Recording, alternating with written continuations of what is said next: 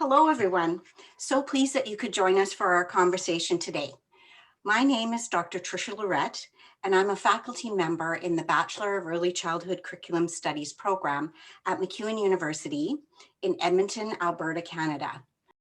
Joining me today in conversation is Tibitha Kimball. Let me acknowledge that Tibitha and I are connecting virtually today on Treaty 6 territory. The prairie lands of Treaty 6 are a gathering place for many Indigenous people. We honor and respect the history, languages, ceremonies, and cultures of the First Nation, Métis, and Inuit who call this territory home. I begin by offering respect and observing the privilege I have to work and live on this land, recognizing the historical and ongoing trauma and victimization that has resulted from colonial practices and oppressions. At the same time, it makes me aware of my great responsibility to each other and to the land, and to my role in contributing to a process of ongoing collective healing. Acknowledging the land helps me think of the generations that came before us and the generations to come. As a treaty person, settler, and early childhood educator, it teaches me that the sacred task of caring for and nurturing and honoring young children has taken place on this land for eons. And Treaty 6 has always been a place of gathering and sharing, and I'm happy to have the chance to come together with Tibitha and all of you this morning. Well, good morning, everybody. My name is Tibitha Kemble. I'll start by introducing myself in my traditional language. So, Tanse Tibitha Stonechild Nitsigasun, Ekwa Nehawasqueo Payapawat Utsinia. So, my name is Tibitha Stonechild. I'm originally from the Pire Plot First Nation, which is located in the traditional territory of Treaty Number 4. I'm a grateful guest here on Treaty 6 territory and in the city of Amiskwichiwaskahikan. I'm grateful to be here with you today, and thank you so much for that wonderful and respectful opening, Tricia.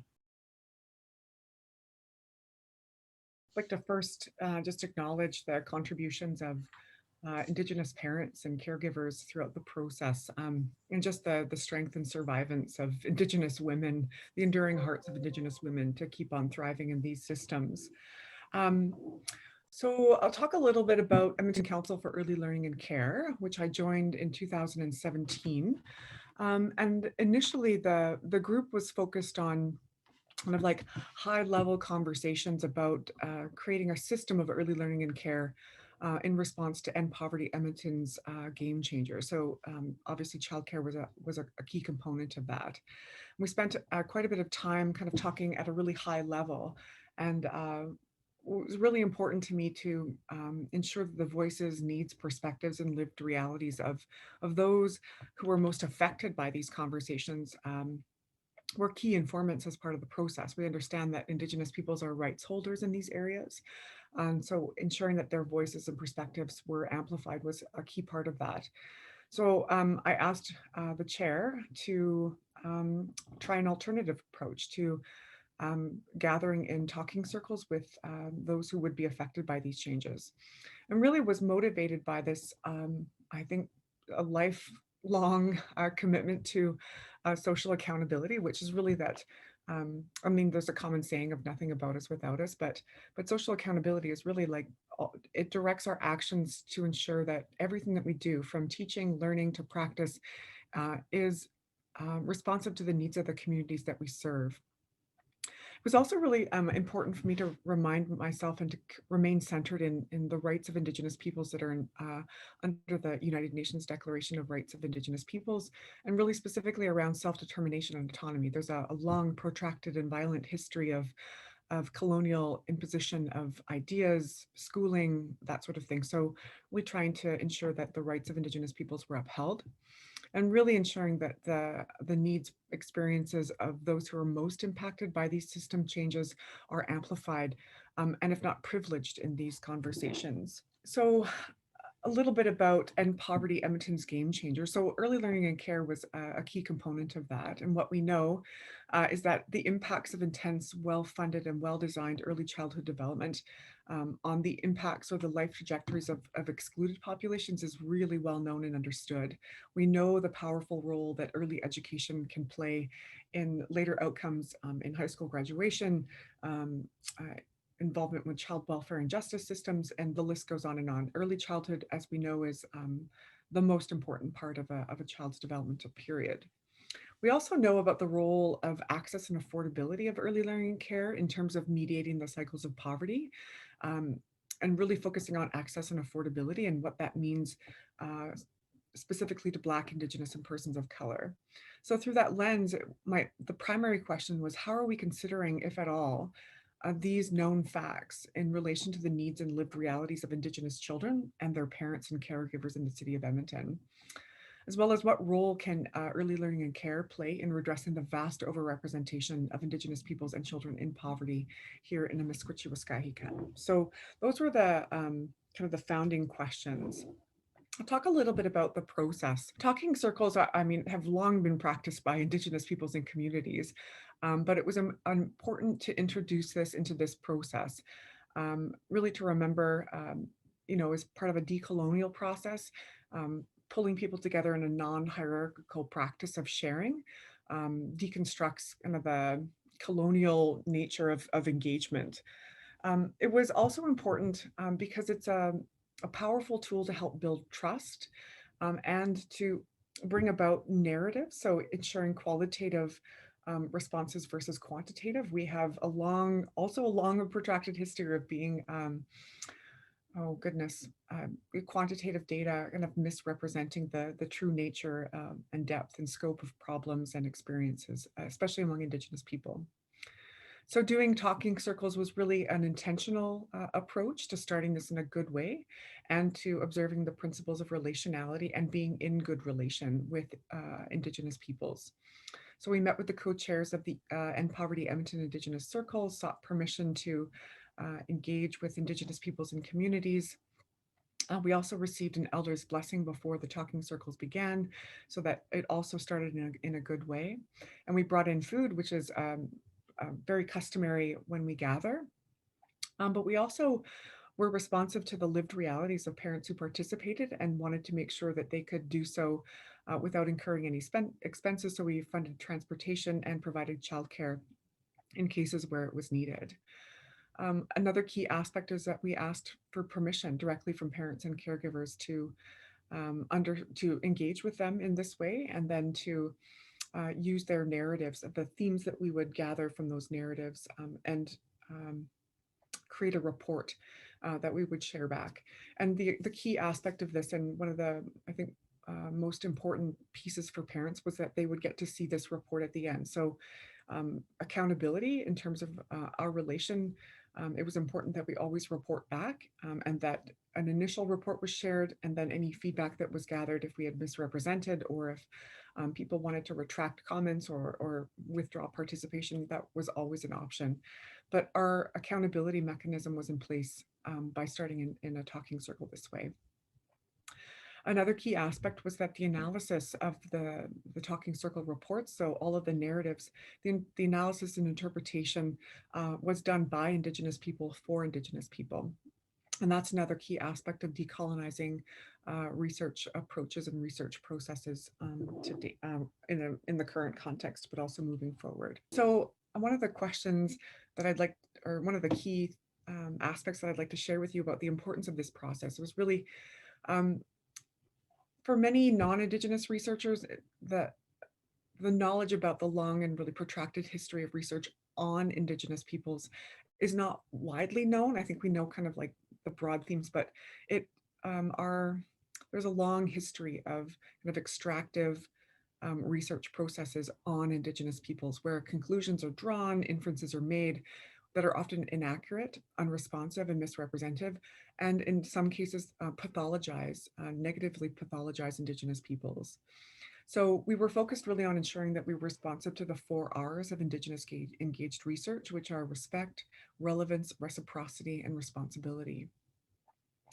And in doing it this way, we were shifting away from kind of symbolic responses to presupposed needs. And what I mean by that is um, oftentimes uh, systemic responses are symbolic. So we indigenize a curriculum or we indigenize a space, but we don't really understand the systemic problems in terms of access, affordability, or how to redress colonization within a given field. So um, the importance of this research, we weren't trying to figure out what cultural practices they wanted to embed within a daycare setting, but really what were their experiences within the system in terms of access, affordability, anti-Indigenous racism that they experienced, intersections with child welfare, really wanting to understand the complex ways in which early childhood intersects with a bunch of different systems and how we might affect change that way.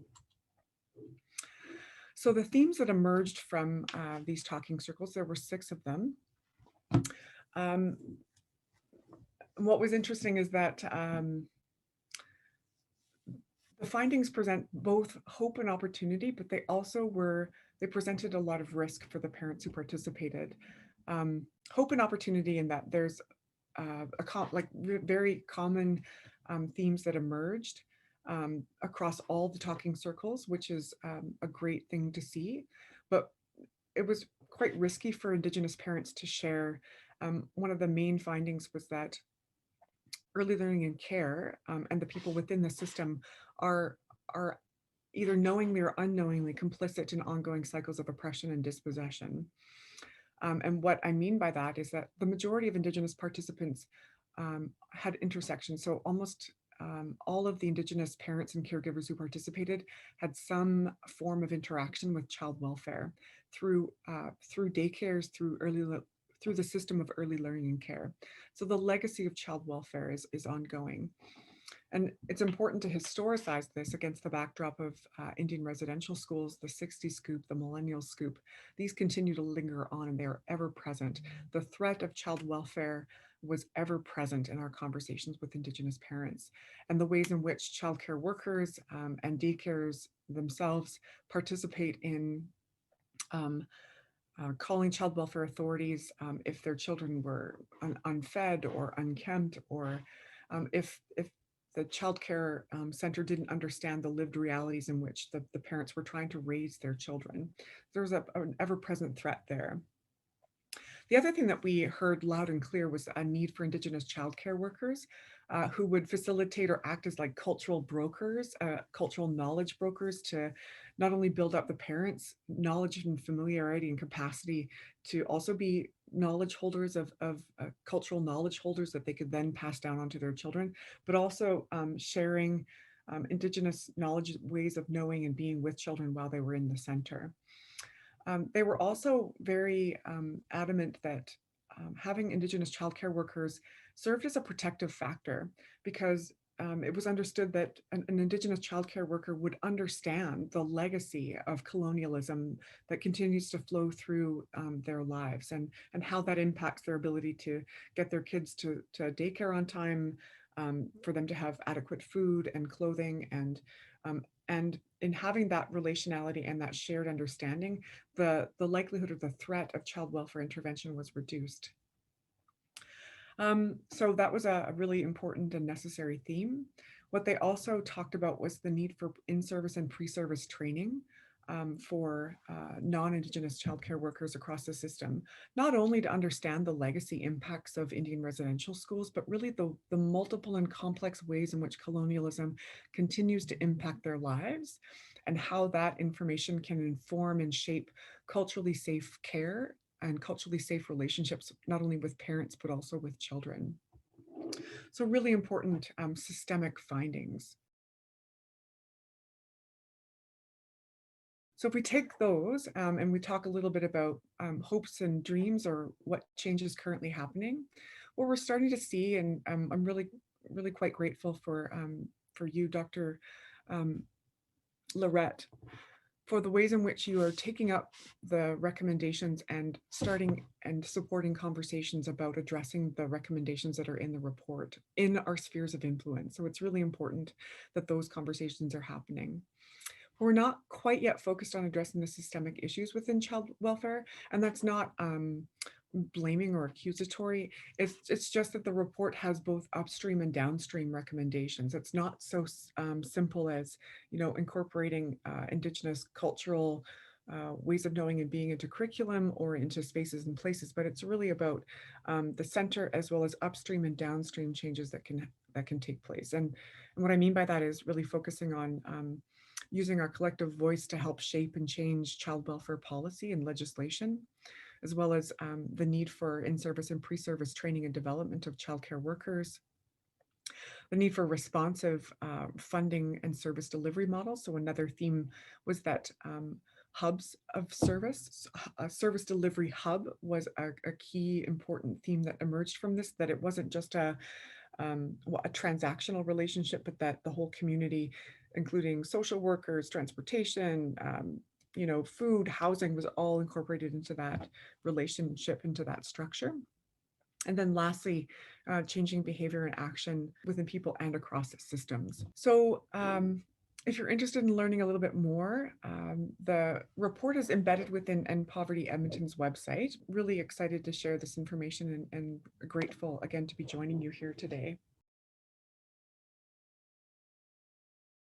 I'm a self-confessed policy wonk. I love policy.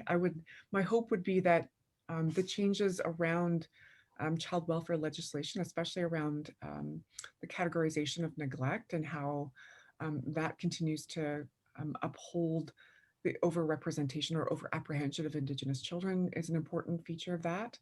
Another key piece is obviously developing in-service and pre-service training for both Indigenous and non-Indigenous people, to understand not only, again, the history, so moving beyond the symbolic, the history, but also the ongoing nature of oppression and colonialism, and how developing that understanding can actually contribute to culturally safe care and culturally safe practice in relationship with Indigenous people and children.